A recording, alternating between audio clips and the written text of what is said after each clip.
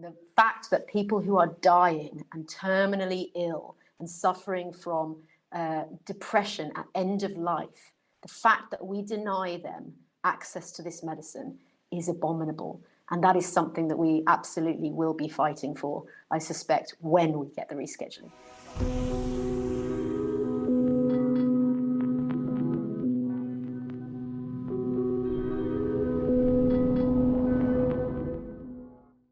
Welcome to Living Mirrors with Dr. James Cooke.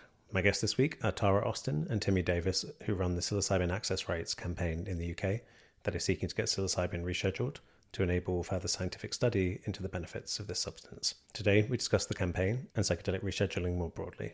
I hope you enjoy the conversation. Okay, I'm here with Tara Austin and Timmy Davis of the Psilocybin Access Rights campaign. Thank you both for coming on the podcast. Lovely to be here. No problem. Great. So maybe we can begin with a bit about your backgrounds. Tara, would you like to go first?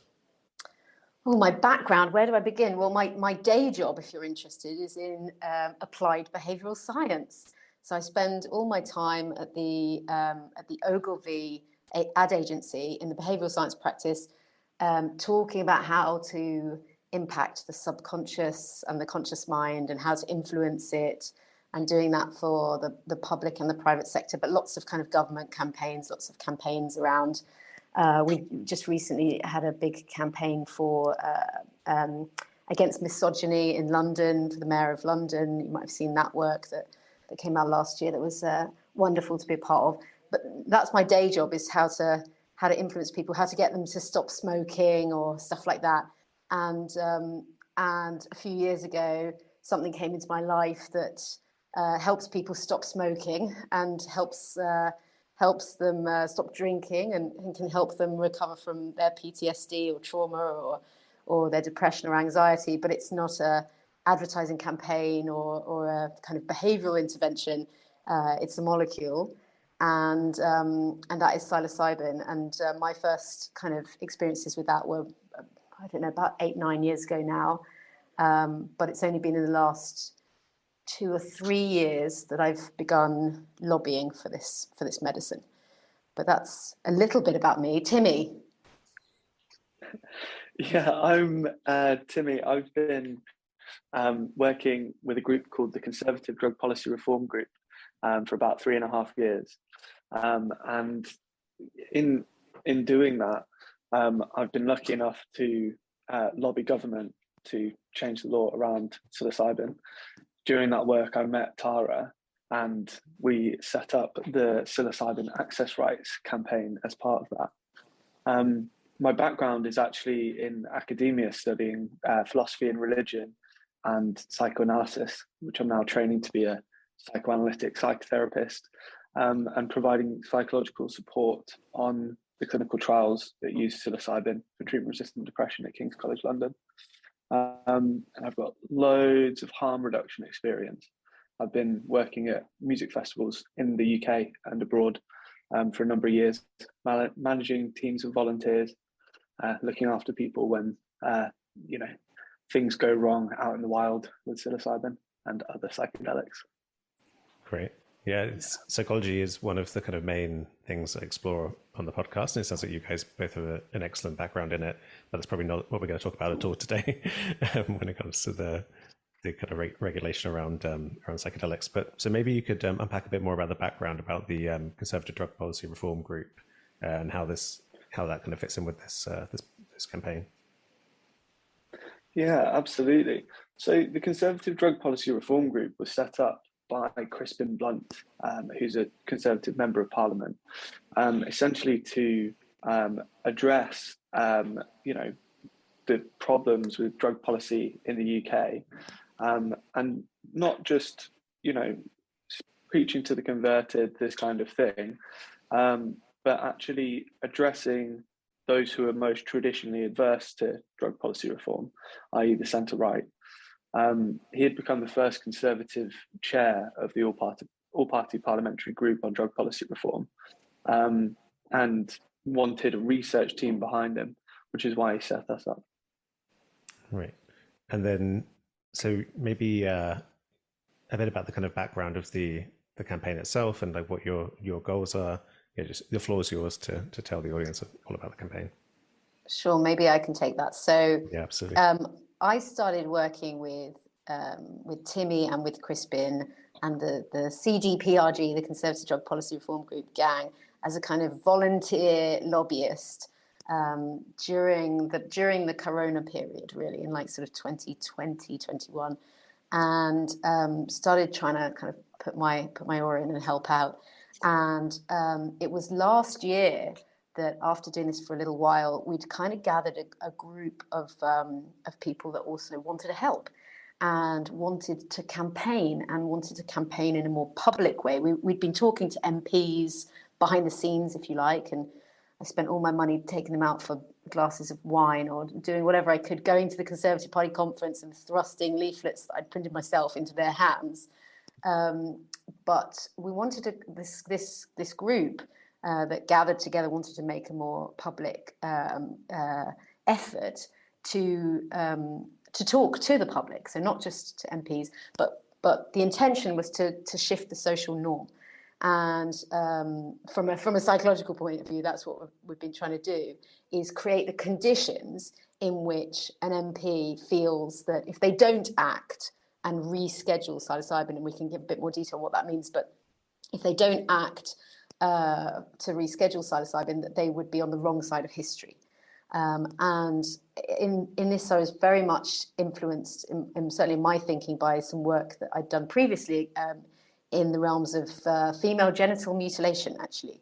I'd worked with a lot of activists in the past, both for my ad agency, but also in my own personal time, fighting against FGM. And what I'd seen there was that we were dealing with a very stigmatized issue. People didn't want to talk about little girls' clitorises and labia and them getting sewn up and things like dreadful things. Nobody wanted to talk about that in the Houses of Parliament. And they called it cultural practice. And it was only very, very recently that the social norm completely shifted. And it's felt like it shifted overnight from this cultural practice to child abuse, which is what it is.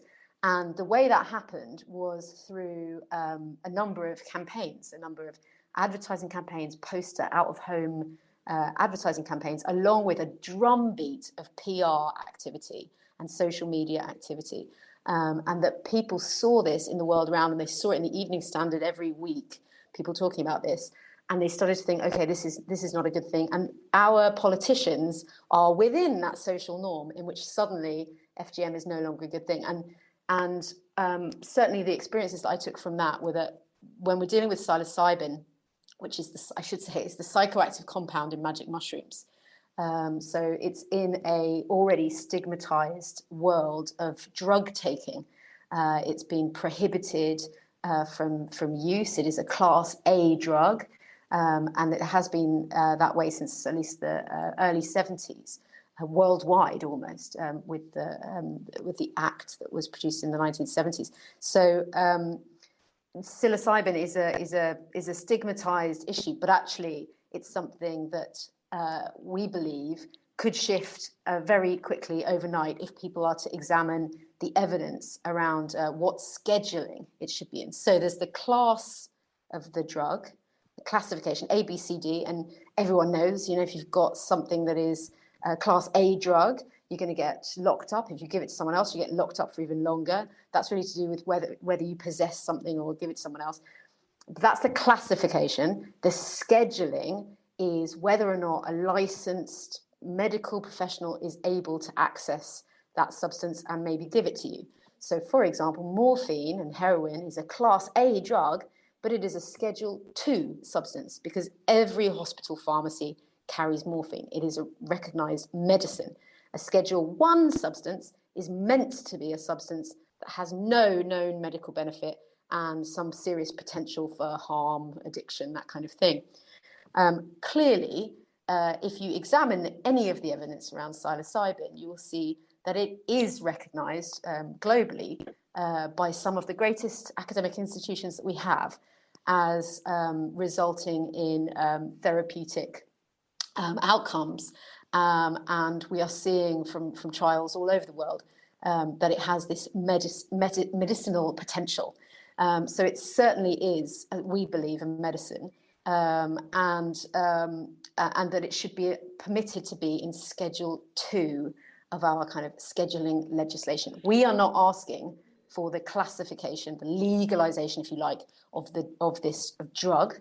What we're asking for is that it is recognized as a medicine, because we are seeing trials that have up to 80% success rates, treating in one high dose or two or sometimes three, but very often one or two high dose experiences, treating treatment-resistant depression, the kind of depression that kills people every day in this country, PTSD, from which people can't escape their traumas. This medicine is allowing them to move on from that trauma in some way.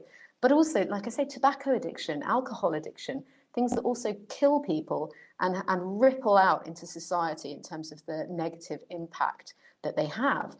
We are seeing that this little molecule that does grow in mushrooms, that it can have that effect. So we're fighting for the rescheduling of psilocybin, and just for the scientists to be allowed to do the science. That's all we really want. It's maddeningly simple, and every time that I talk to anyone about it, they always say, sort of, what's the catch? How can it be this simple? Surely we should just be doing this. Yes, we should. It's absurd. Yeah, it's interesting that I think a lot of the conversations around in this space, especially in America, there's big conversation around legalization, decriminalization, and in comparison to that, your claim seems extremely kind of reasonable, right? And I wonder if that's part of the strategy, that it's, how could you possibly say no to letting scientists study some things that's been shown to be physiologically safe and therapeutic?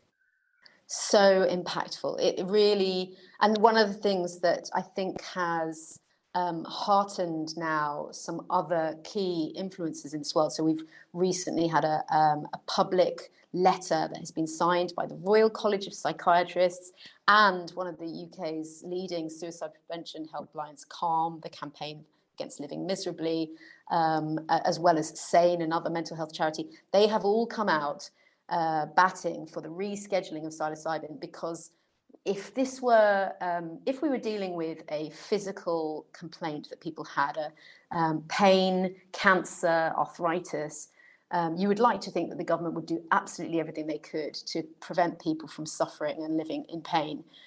Sadly, we don't seem to be seeing that same prioritization of people who are living with very serious mental health issues. And we lose some 18 people every day in the UK to suicide. And I like to believe that's very much preventable, and that these medicines offer hope for those that are suffering from depression of all forms.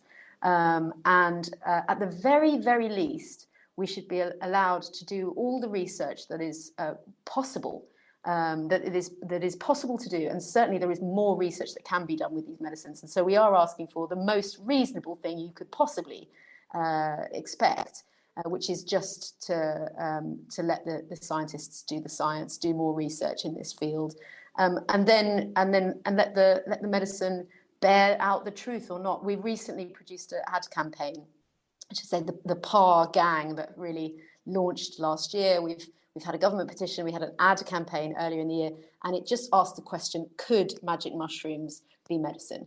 And we're not forcing everyone to come to, we're not overstating or overclaiming what research is available, but we want people to recognize and interrogate the research that is out there.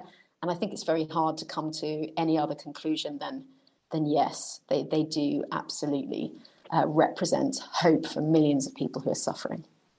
Right. And yeah, having the emphasis of the science really adds to the reasonableness of the claim. As you say, you're not presenting it as we're passionate evangelists who definitely know exactly how this is going to go. It's just like, let's just keep investigating. Let's but it's interesting. I think the comparison with America is useful, because especially when you're talking about being on the right side of history, I think that's a powerful way to approach this. And the strategy that MAPS have taken with MDMA and PTSD around veterans in the US has made it a kind of bipartisan issue, where everyone feels that you can't stand in the way of this. There's evidence, it's helping people, awareness has been raised around suffering.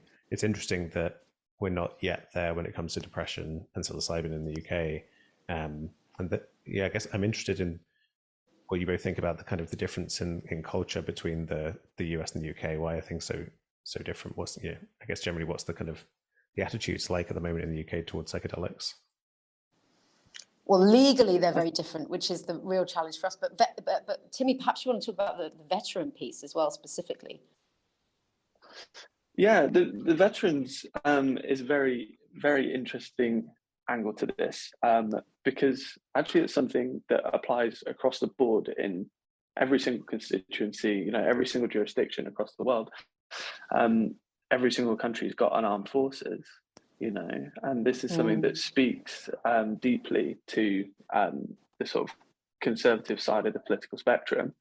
As soon as you start pointing out that, they have been contracting, terrible illnesses that then lead these men and women to fall down and out, to end up and sometimes in lose their lives when they come home. Sometimes lose their lives, to end up in these terrible situations, and that, the best that we can do for them is just give them antidepressants and these maintenance treatments, and essentially leave them to lives of to alcoholism and eventually suicide.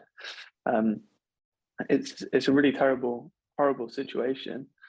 But I think the main difference between the US and the UK, at least, is, as Tara said, the actual legislative process, where you can have sort of ground up balloting in individual jurisdictions within the states, and then here you can't do that. Something has to move through Parliament. I think that we've been relatively lucky in that we've been able to see places like the States give FDA fast track approval to psilocybin and MDMA. We've been able to see Oregon move to allow guided access to people over the age of 21. We've seen Australia reschedule now. We've seen the special access program in Canada. We can see these different places like Jamaica, where you can go and have a retreat, on the beach, and have guided sessions like that. There are all these different models, and as Tara said, we're sort of asking for this extremely conservative thing. When we first made this report, our medicinal use of psilocybin report, that went over the barriers to research and what we saw as the problem and what could be done, we went to the Minister for Crime Policing and the Fire Service at the time, Kit Malthouse, and said, look, here's the problem. What we want to see happen is the rescheduling of psilocybin from Schedule 1 to Schedule 2 to facilitate research. But what that would mean is that essentially a doctor would then be able to prescribe it as a specials, as an unlicensed medicine. And we knew that in the UK, arguably one of the most conservative countries in the Western world, especially for the past 12 years or so, and the Home Office that controls drug policy within the UK, not the Department of Health and Social Care like some of these other places, but the Home Office, the Conservative government in the UK, weren't going to think that that was a particularly great idea before research was done. Let's not move too quickly. Let's slow it down. And so what we said is we want rescheduling with restrictions on prescribing. So it would just facilitate research. So now we find ourselves in this position where we can look at places like Australia, where they've done this very liberalized thing, this very liberalized rescheduling, where people will be able to get access before the clinical trials process has been completed, before phase 3 trials have been completed. And we're asking for something much more simple. So when we first started the campaign, we actually thought that, I remember we made this pitch deck, be like, here's what we plan to do. And it was called How to Reschedule Psilocybin in 8 months. Because to us, when you look at the data, it's such an obvious thing. You stimulate the life sciences sector, you shorten the length of time that people will have to wait to get treatment. You allow for a multiplication of clinical trials and neuroscience research, all this kind of thing. And all you've got to do is just look at the evidence. You just got to actively assess the evidence for harms. But then 3.5 years later, we're still here. We're still banging on the same doors. There's different people sat in those chairs, but we're banging on the same doors and saying, look, can you just assess the evidence? Can you please just take a look at this? And so we're very hopeful that with the backbench business debate tomorrow and all this cross-party support, all these third sector support, big public bodies like the Royal College of Psychiatrists, that something is finally going to happen. Fingers crossed. Right. And maybe you could share a bit, are you allowed to talk publicly about this kind of support that's recently come from different charities and other places? Absolutely, we are. They've come out batting for us, and because they want the government to throw everything that they can at the crisis in our mental health, and we absolutely should. And again, what we're asking for is so incredibly reasonable that any reasonable person reading the kind of research that is coming out of places like Imperial, King's, Johns Hopkins, you cannot read that research, that data, and not think this is, at the very least, very promising. And I'm holding back in my language there, because when you've got trials where you're seeing results that are incomparable with any other treatment that we have for depression, and particularly for treatment-resistant depression. So a third of people who take antidepressants will not respond to those antidepressants. It won't necessarily lessen their depression. It might take their libido and give them other side effects, suicidal ideation being one of them. But that is apparently the best that we can do in this country at the moment. We've had SSRI antidepressants for 50 years. These patents are not new. They're all running out or have run out. And we need new and better treatments, modern treatments that are using the latest science. And we can look inside people's brains now. We've got fMRI scanners. We can see, what's happening, what's going on. And we can look at the safety profile of this molecule that is safer than caffeine. It definitely has risks associated with it, but those risks relate to the experience of the psychological experience of itself, and not necessarily anything that happens kind of within the body, if you like, mechanistically. It's a very safe molecule, and not only is it not addictive. You won't, if I gave it to you every single day, my understanding is that by day 4, the body builds almost an immediate tolerance and it would no longer have almost any effect. It's not addictive, but it is anti-addictive. And that is really the astonishing thing here. It's been put up, the Imperial team put it up against escitalopram, the leading SSRI antidepressant, and the results, again, sort of speak for themselves. These papers are all published, they're all available, and the genie is not going back in the bottle like it did in 1971. Now we can all see for ourselves. And that's actually a big part of why the PAR campaign exists and is campaigning for this. We know the rescheduling will happen eventually anyway. It needs to happen sooner so that those 18 people who are killing themselves every single day get the treatment they need that bit sooner. But we also are doing this so that our politicians can get ahead of the problem. These papers are public. Anyone can look at the protocols that are used. And frankly, anyone can access this molecule. It does grow out of the ground. It's indigenous in this country. Growing mushrooms is actually not very difficult at all. And the challenge being there that we as a group really want safe and regulated access. That's why we're not asking for legalization right here and now. We want people to consume these medicines that are very, very powerful and sacred for many people around the world, but certainly very powerful and potentially dangerous in the wrong hands and at the wrong time and in the wrong place. They present psychologically, they present dangers, and they can traumatize or re-traumatize people. So what we are doing in trying to draw attention to these medicines is get the government in front of the opportunity before it becomes a challenge, and before we do have people, desperate people, who are self-dosing, for example, which is not what we want to see. We want to see this available within a safe and regulated system in this country, and not leave people to fend for themselves.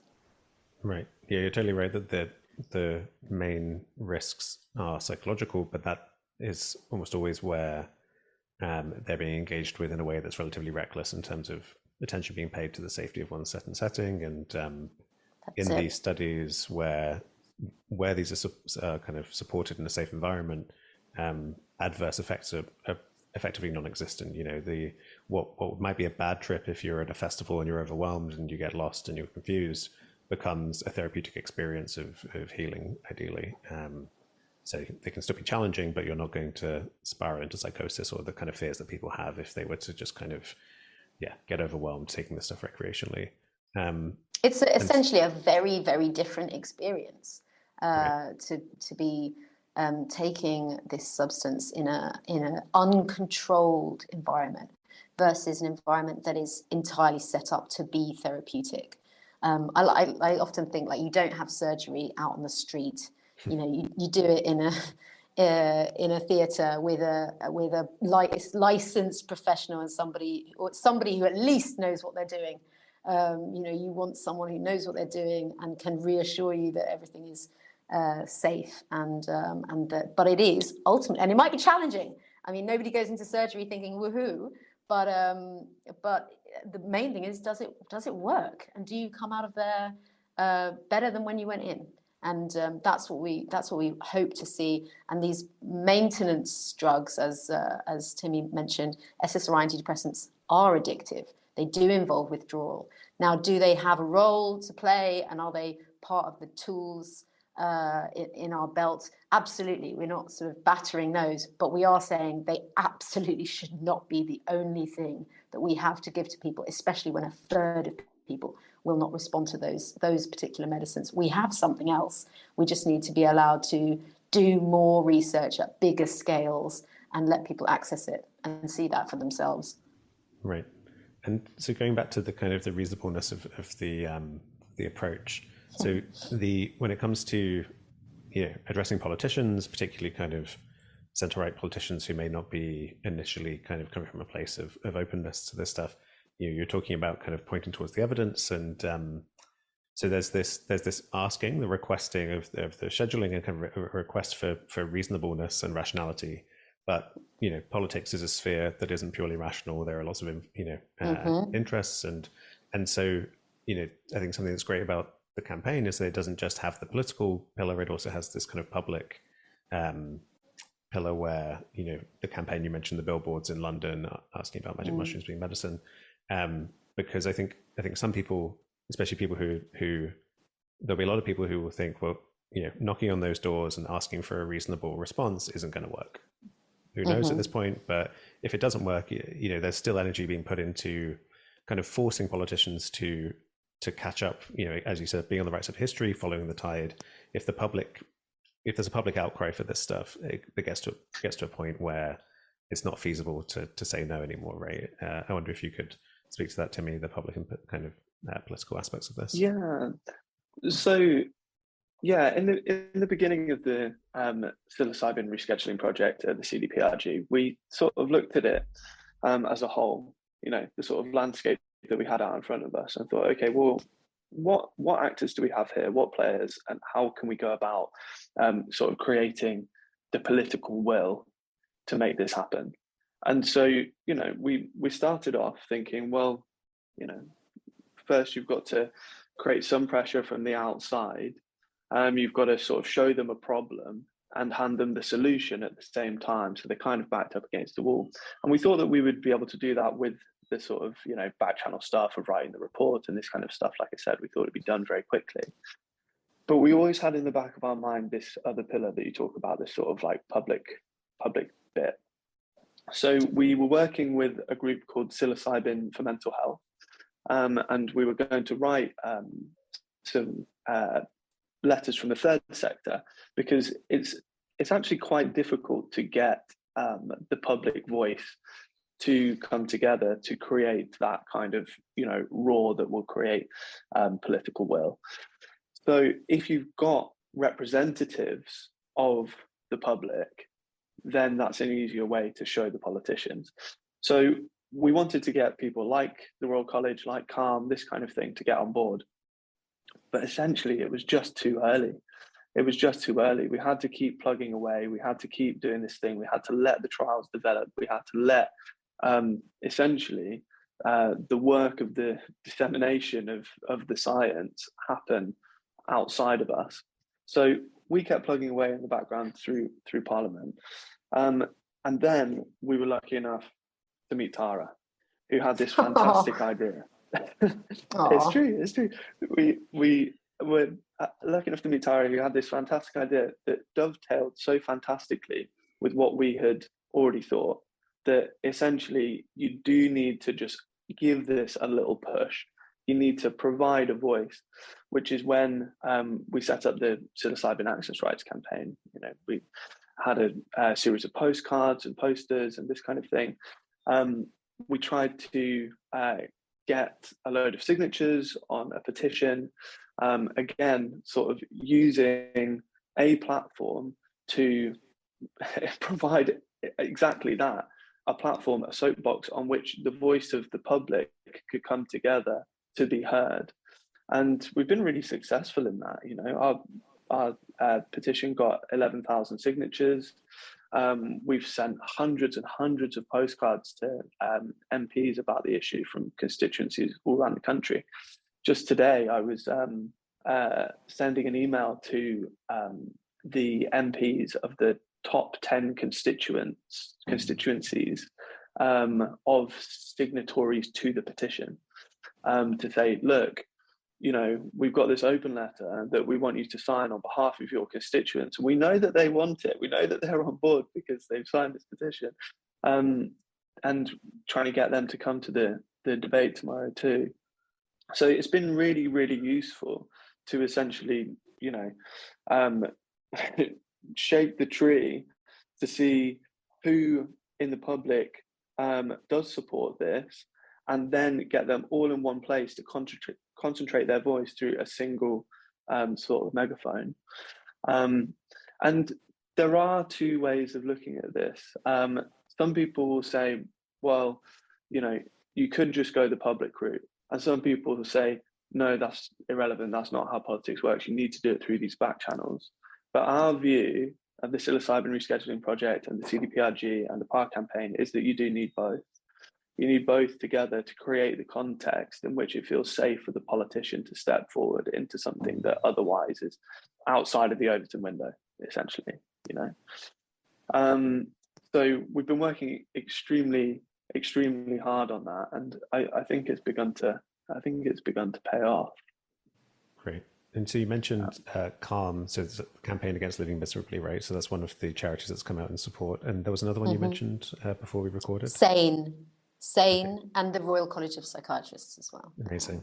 And you also mentioned tomorrow, so is this a debate in Parliament? Could you share a bit more about that?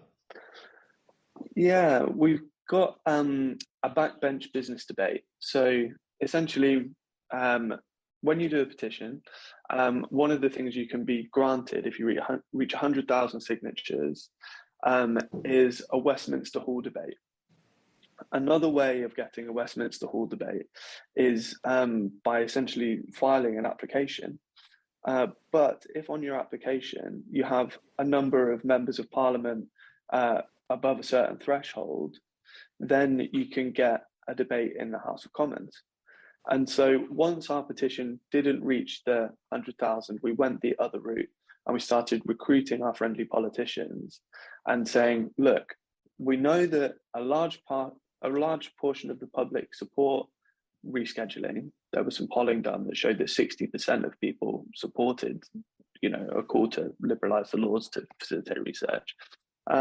Here's the issue. We think that you're going to be a little bit softer than the minister himself. So we'll collect a load of you. We'll all put in this application showing that there's cross-party support for this. And we were lucky enough to be successful. We had 26 members of Parliament, cross-party, join in on this. And we were even more lucky in that the backbench business debate the backbench business committee, who sign off the debates and assign time, parliamentary time, have given us 3 hours in the main chamber. So this is a huge deal. And what we've done is we've got a motion. It's a substantive motion. That means that it's going to be voted on at the end of the speaking period of the members of parliament at the debate, and it will be responded to by the minister in the Home Office. But about 2 months ago, our chair, Crispin Blunt MP, also applied for what's called an adjournment debate, where you're given about half an hour's worth of time that you can choose to fill up with as much of your own speech as you like. And the bit that's left is for other people to step forward and, you know, say some words, join in, and for the minister to respond. So when we were writing Crispin's speech, we were like, okay, well, we know we've got this backbench business debate probably coming up, and we want to make some points, and we can choose how long we want the minister to respond. So what we did is we gave him sort of like 4 minutes at the end of this half hour and wrote this huge speech spelling out the history, spelling out the barrister research, spelling out all of these things, and basically said, look, mate, like, you're sat there, we know you know about this problem, we know that, you know, there's all these people in support of it, something needs to be done, and we're going to give you until mid-May, when the backbench business debate is going to happen, to come up with a response for us. And so we said all that, gave him his few minutes where he was sort of like, oh yeah, okay, like I understand, like let's look into it. I'm supportive of, you know, facilitating research for mental health conditions, and stepped away. Now we're arriving at the backbench business debate, and it just so happens that it falls on Mental Health Awareness Week. It just so happens that it's the same week that, you know, we have the support of Calm and Sane, that we have the support of the Royal College of Psychiatrists, the biggest, strongest, you know, public body with the most clout that we could possibly, you know, have on board. And it's all sort of happening at once. So we're hoping that this is going to be one of a number of building crescendos that we've had over the past 3.5 years. And while we don't necessarily expect a response, like a direct piece of action tomorrow, we can be hopeful for it, but to expect it would maybe not be so wise. We think that this is probably going to push it over the line this time. Just a matter of when. Great. It's worth saying, by the way, that one factor that we haven't, we talked about the public, we talked about the policy side, but we haven't talked about the media and the evil influence that they have over all of our lives. But the fact that the media environment has changed very significantly in the last few years, that has been something that we, as the PAR team and the CDPRG, we've also, you know, been actively trying to influence the public, but also journalists, talking to journalists. And we have seen, I think coronavirus has worked in our advantage in that it has put more emphasis perhaps on people's mental health. But also in that time frame, we've seen a number of trials that Timmy mentioned coming to fruition and actually getting the publicity that they were due. And those trials, there being a sort of drumbeat of media stories and media interest, and we've all been trying to fuel that as best that we can, to the point where, you know, even just a couple of years ago, the media environment was very hostile towards anything with the word drugs against it, and that was really what our politicians were terrified of. I spoke to one quite, pretty far on the right wing of the spectrum, Conservative MP, who before the word psilocybin had almost come out of my mouth said, "Oh yes, I've heard about that in the Telegraph." And so the positive news stories that are unavoidable now on the BBC, in the Telegraph, and we've been in the Times twice this week, these are also hopefully shifting that social norm in which our politicians feel that they are able to act. Right. And I also wanted to ask you maybe to share a bit more detail about the branding side of things, right? Because the calling it psilocybin access rights was a very intentional move, right? Yeah, absolutely. I mean, I see this as a civil rights movement, right? How you could deny someone their cognitive liberty and the freedom to heal themselves with these medicines, I don't know. They must be accessible for people. So it really is a rights issue, for one thing. But what we're asking for is the rescheduling. We're asking for the most reasonable thing in the whole world. And yet we are conscious as a team that once we get the rescheduling, which will happen, we will then be fighting for more access. Because what we don't want to see, and what we are seeing in some of the states in the US, is we don't want to see a two-tiered system, and a system in which if you're rich enough, you can access these medicines. We're lucky enough to have the National Health Service in this country, and we want to make sure that money is no bar to being able to access these medicines if and when they do eventually come into the kind of public domain here. So there will still be work to be done, which is why it's the psilocybin access rights. The other thing is that we gave ourselves a little acronym of PAR, just because psilocybin is a bit of a pain in the ass. I mean, it begins with a P and it sounds like an S.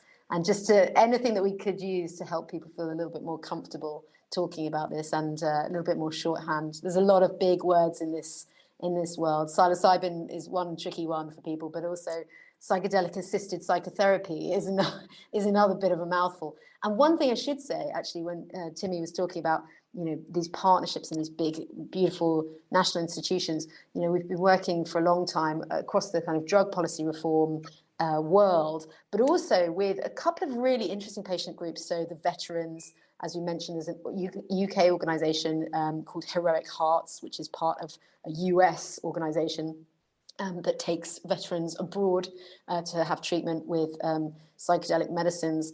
But there's also organisations like Cluster Busters. And this is where the thing with psilocybin access rights, and talking about this as a civil rights movement, is that this is not just about any one patient group, right? This is not just about people who are suffering from depression.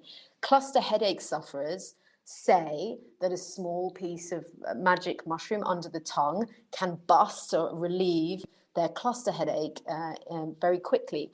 This is what the Cluster Busters Association report on. Now, we don't have the world's best evidence that shows this to be the case. The reason we don't have that evidence is because we're in Schedule 1, and we need to change that, because these poor individuals are, I think, 20 times more likely than the average population to commit suicide. The pain inflicted by a cluster headache is apparently one of the worst known pains known to man. You can't medicate your way out of it. It feels like an ice pick being driven into your eye. And in the US, where they have guns, people regularly blow their own brains out because of the pain, excruciating pain of these things. The Cluster Busters Association, they call themselves survivors of cluster headaches. And they absolutely deserve everything that we can throw at that problem, including a Schedule 2 license for psilocybin, which means that their issue, which might only affect a few thousand, or I think it's tens of thousands of people in the UK, might not seem big enough, but my God, if you knew or loved someone who suffered from that, you'd want everything you could to help them. We shouldn't be holding back the research in any way, shape, or form. So it's not just if you like, mental health, but there are opportunities for these medicines around things like cluster headaches. There are opportunities, dare I say it, around cognitive function, decline, Alzheimer's. Why wouldn't we want to throw everything we got at that problem? Well, we're not currently allowed to do so. It's just too difficult, too expensive, too costly for our universities to access these drugs. But we've got to recognise that they are medicines. And when that happens and the rescheduling comes, I believe it will be a great boon to this country and to all of us that more research will happen. Right, hopefully. It's also worth mentioning that in the beginning, when we sat down to think about the different projects that we could do at the CDPRG, and we, identified the psychedelics as a whole as an area in which, reform needed to happen, because it's so absurd how tightly controlled they are. We were sort of caught between whether we should run with MDMA, which at the time in 2019 had a much larger evidence base than did psilocybin. And we chose psilocybin over MDMA at that time, at least in part because it was so difficult to say, and because it felt so scientific and felt so divorced from, sort of the hippies and the rest of the psychedelic stuff, and MDMA being associated, especially in the UK, with Leah Betts and this kind of thing, and festival drug deaths and that kind of stuff. We made this sort of active choice to lead with psilocybin over MDMA. And it was later in sort of thinking, okay, well, what are the biggest barriers to getting the public on board and really spreading the message about this particular molecule, that we identified that this was kind of a double-edged sword. And so there's one thing that I really wanted to pick up on, actually, which is how psilocybin ended up in Schedule 1 in the first place, and sort of where we're at now with it. Because, psilocybin, there was a whole lot of psychedelic research prior to 1971. And there was the thalidomide crisis just a few years before, which led the FDA in America to essentially change the threshold of evidence that was required for something to be deemed a medicine. So what this meant was that they instated the requirement for randomized, double-blind, placebo-controlled trials to be used in these applications. Psychedelics are very difficult to investigate with, double-blind, randomized, placebo-controlled trials. If you're on a psychedelic, both you and the investigator, the person in the room with you, know that you're on a psychedelic. The blind is broken, and so all the expectation comes in, and it can skew the results because of the hype and hope and things like this that people, invest in the treatment that they're receiving. And so, not only that, but because of the quite primitive trial designs that were being used at the time to investigate the psychedelics, it meant that come 1971, that essentially no psychedelic, including psilocybin, had been successfully given a medical product license in the United States of America. So the United States of America, in response to all sorts of different things, instated what's called differential drug prohibition. So there's two kinds of drugs. There's angels and there's demons. There's medicines and there's drugs. There's ones that need to be tightly controlled, and there's ones that can be accessed for sort of cure and this kind of thing. As we said, sort of heroin and cocaine had a history of being used as medicines. So they fell into this medical angel category, whereas the psychedelics, even though all of this medical history had been there, fell into the demon category, the bad drugs that needed to be controlled. So essentially, it's not because psychedelics were found to be bad or anything like this in 1971, but literally because no evidence was there to be registered by the people that were choosing which drugs were in which categories at the time. So essentially, psychedelics, including psilocybin, being controlled in this way is simply an accident of history that has led to less evidence being able to be collected and this kind of thing. So now we're in a situation where in the UK, you've got psilocybin, the other psychedelics in Schedule 1, and we sort of turned to the Home Office and started asking, so what's the evidence for them being in Schedule 1? Why are they in Schedule 1? Everybody's sort of turning around, looking and being like, oh, well, it's because, 1971, and all this kind of stuff. And I'm like, but has anybody ever reviewed that evidence? And they're like, no. And the reason that they say no, and they, have acknowledged this in written parliamentary questions, is because there's no evidence to begin with for them to reflect upon and review. They have to essentially look at the evidence for the first time when they look into it, which is why now, when they're saying the ACMD, the Advisory Council on Misuse of Drugs, are doing a review, barriers to research are going to be removed, etc., etc. We're saying, yeah, that's great, but you have to review the evidence. Like the point of, removing the barriers to research is fantastic. We're so glad that's happening, but it will be in vain if this larger thing that's to do with drug prohibition as a whole and drug policy as a whole being based on no evidence whatsoever isn't addressed. And the reality is that the Home Office are just looking at harms, but this is not the remit of one office that deals with security and challenges and threats. This is our health. This is the health of our nation, our mental health, which knocks over and ripples out into so much more. It's how many people are engaged in domestic violence every day, or are suffering from lung cancer in our hospitals. It's things that PTSD and childhood trauma has a knock-on and ripple impact into people's lives. And this medicine has the opportunity to address some of those issues.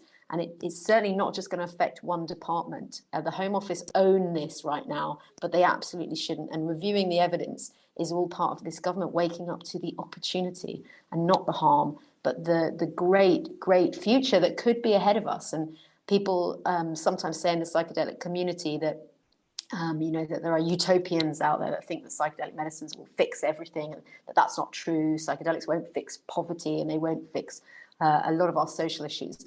But the thing is, I am a utopian because I believe that the world tomorrow will be better than the world of today because of these medicines, and that these medicines represent a step change in our cultural and our social history. I think Terence McKenna said, when we really uncover the potential of psychedelic medicines, we will have discovered fire again. And the opportunity for us here is as great as penicillin, as vaccination, as the pill. These are all organic interventions, innovations, technologies, if you like, for our bodies that actually brought about and still continue to bring about great positive social change in our lives. And penicillin, which is also, by the way, another friend in the fungal kingdom, penicillin, it doesn't cure everything, but my God, you wouldn't want to live in a world without it. And that is, I think, the hope that resides in some of these psychedelics. One of our PAR colleagues and I were talking about this the other day, and I said, I honestly believe in the future we will look back, our children, our grandchildren will look back on this period in the same way that we look back on slavery or other kinds of prohibition in America, or parts of history that we almost cannot understand, that feel so different from the normality of our own. And people will look back, and he said to me, they'll say, did you just really love suffering? Is that why didn't you sort this out sooner? And honestly, I think if the government don't act, then the only answer is that they just love suffering, and they're happy to keep us suffering. They need to reschedule psilocybin and take us on that path to a better progressive future. Right. And so you mentioned the scheduling, and as you'll both know, America led the way with putting it to Schedule 1, but then the UN took it up, which is why psilocybin is by default illegal most places in the world. And so does the campaign have aspirations beyond the UK and a more international stage? So part of the campaign, the Psilocybin Access Rights part of the campaign in the beginning was to try and join up all of these disparate groups in all these different jurisdictions to essentially make everybody use this same very simple language that cross-cuts all these different legislations. Regardless of whether you're asking for decrim in the States or, rescheduling in the UK or, any of these different places, essentially what you're asking for is psilocybin or psychedelic access rights, just the right to access in your own way.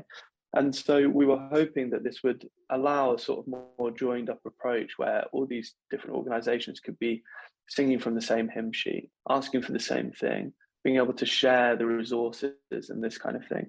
And we do work with some international partners, and we do have friends that are explicitly aiming to reschedule psilocybin at the UN level.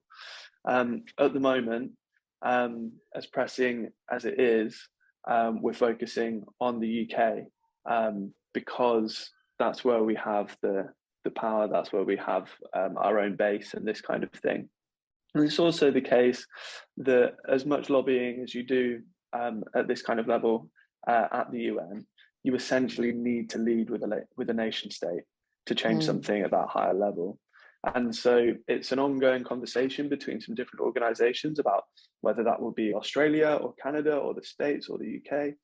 And it's going to be a long process because, the drug control boards at the UN for the past few years have, for a long time, have been some of the most conservative boards and bodies in the world, controlled by Egypt, Russia, China, these kind of things where it's not going to be, and I say this tongue in cheek, as simple as going to the UK Home Office and presenting them the evidence.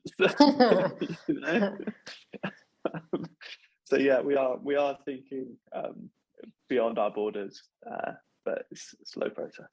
We're connected. There is a mycelial network, as a lot of us like to talk about, in that we're all hoping and wishing and helping one another wherever we can.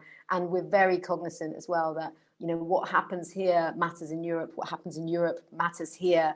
Our colleagues over there on the continent, there's a necessary, we want to play that Brexit tension as best we can because we really want the Europeans to act and put us in the shade, but equally the other way around, let's do something and make Europe angry about that. Like, we, as much as we can, fuel one another and all of the different movements. Like we said, with the US, they have a very, very different legislative kind of system. They can raise these ballots, these referenda that happen on a state-by-state basis.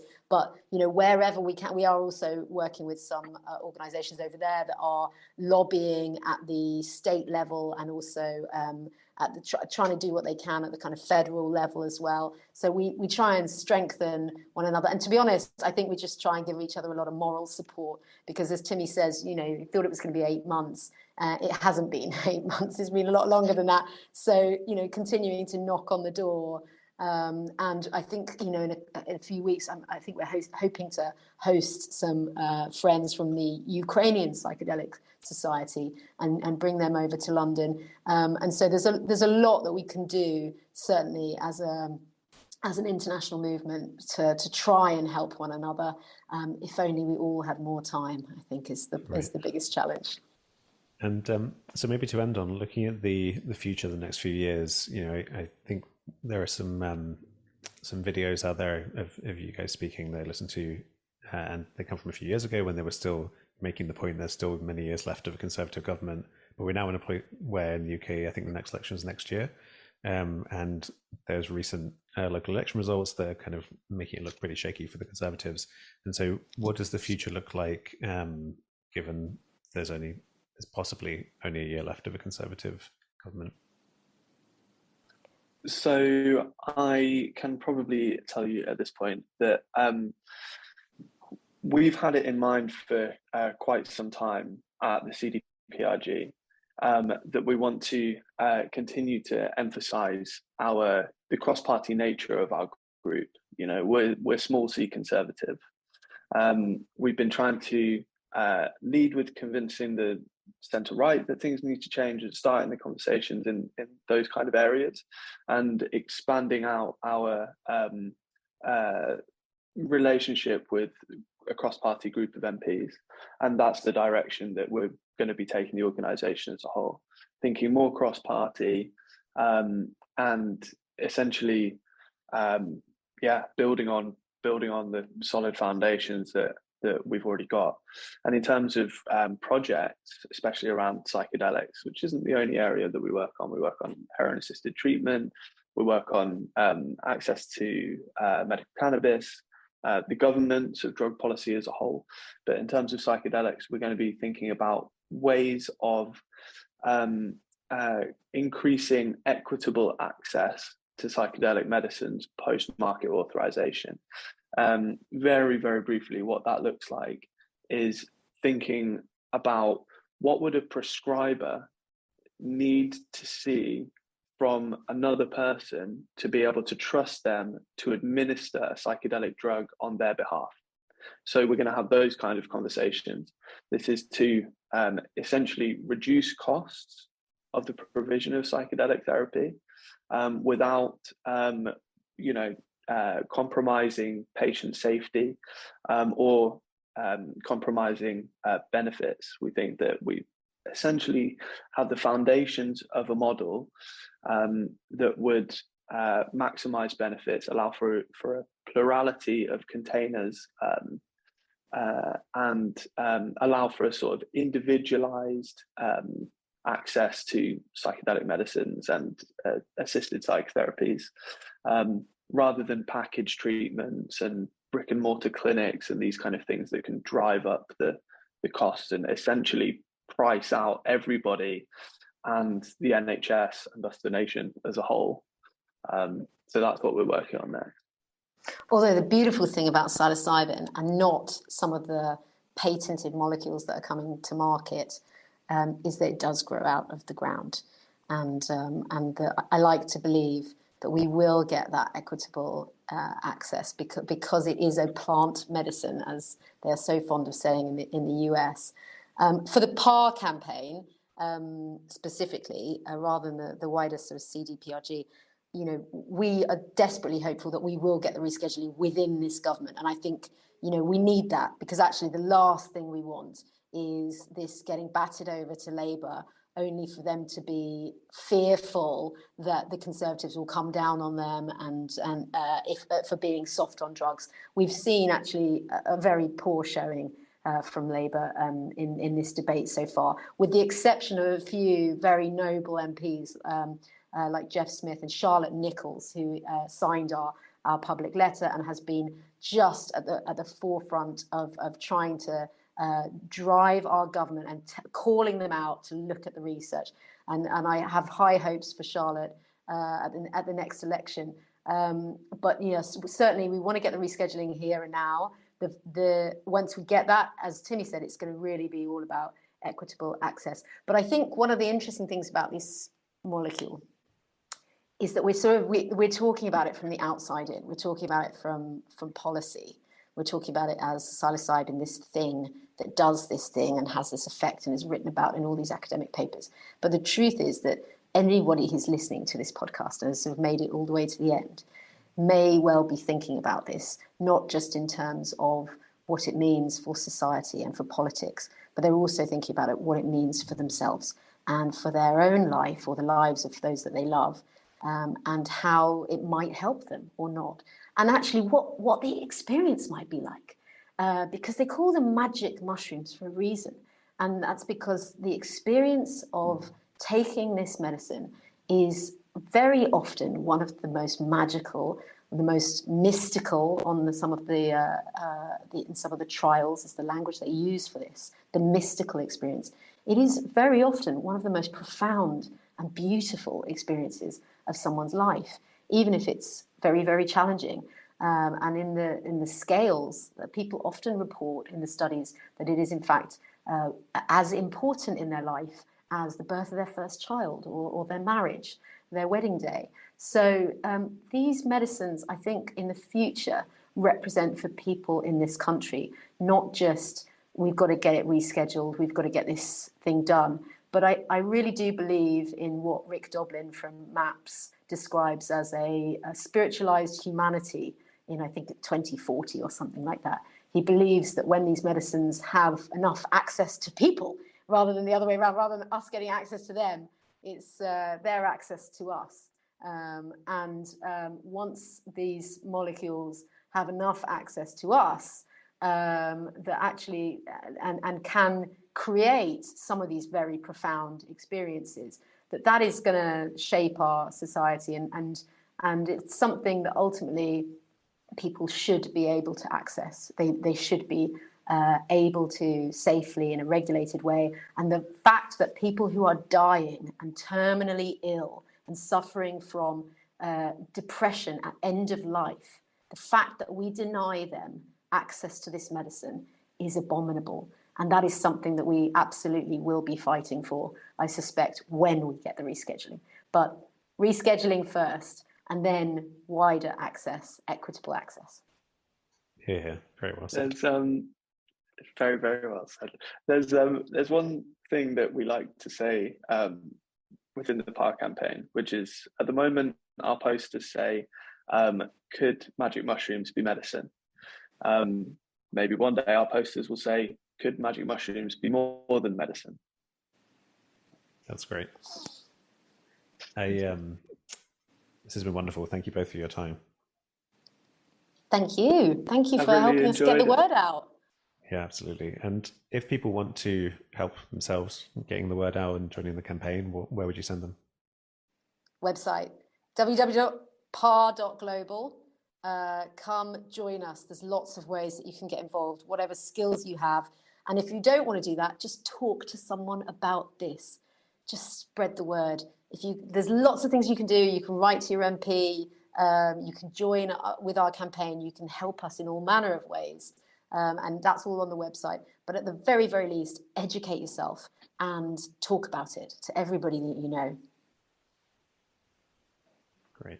You never know who might need more hope. And that's one thing that truly, I think these medicines, they do represent that. Yeah, absolutely. Great. And thank you both again. Thanks so much. Really enjoyed it. Thank you.